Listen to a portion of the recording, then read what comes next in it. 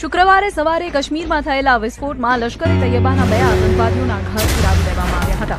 સેનાના સૂત્રોએ જણાવ્યું હતું કે ત્રાલમાં આસિફ શેખ અને અનંતનાગના બીજબહેરામાં આબિદ ખુકરના ઘરમાં સર્ચ ઓપરેશન ચાલી રહ્યું છે. ઓપરેશન દરમિયાન બંને ઘરોમાંથી વિસ્ફોટકો મળી આવ્યા હતા.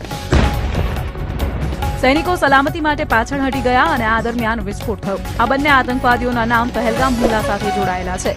અહીં બાંદીપોરામાં ચાલી રહેલા એન્કાઉન્ટરમાં એક આતંકવાદી માર્યો ગયો. 2 સૈનિકો પણ ઘાયલ થયા છે.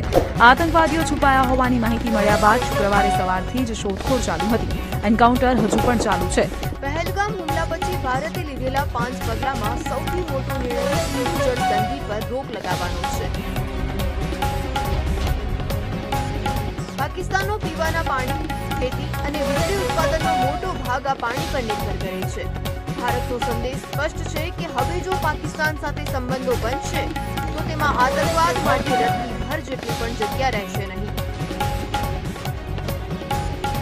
23 એપ્રિલના રોજ પીએમ મોદીની આગેવાની હેઠળની કેબિનેટ કમિટી ઓન સિક્યોરિટીએ સિંધુ જળ સંધિને રોકવા સહિત 5 નિર્ણયો લીધા. 1960ની સિંધુ જળ સંધિને સ્થગિત કરી પાકિસ્તાનની લગભગ 90% જમીનને આ નદીઓમાંથી સિંચાઈનું પાણી મળે છે.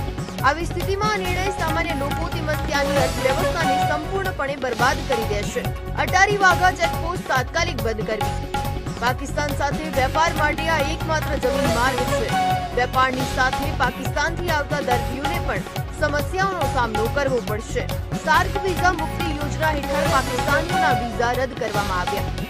આ અંતર્ગત પત્રકારો, ઉદ્યોગપતિઓ, રમતવીરો જેવી 24 શ્રેણીઓમાં વિઝા મુક્તિ મુસાફરી સુવિધા હતી, પરંતુ હવે તે રદ કરવામાં આવી છે. પાકિસ્તાન દૂતાવાસમાં તૈનાત સલાહકારો અને 1 અઠવાડિયાની અંદર ભારત છોડવું પડશે. આ ઉપરાંત પાકિસ્તાનમાં હાજર ભારતીય સલાહકારો પણ દેશમાં પાછા ફરશે.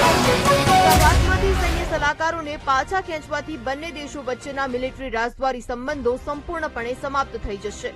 ભારત અને પાકિસ્તાન હાઈ કમિશનમાં સ્ટાફની સંખ્યા 55 થી ઘટાડી 30 કરવામાં આવશે. આ ઘટાડો 1 મે 2025થી અમલમાં આવશે.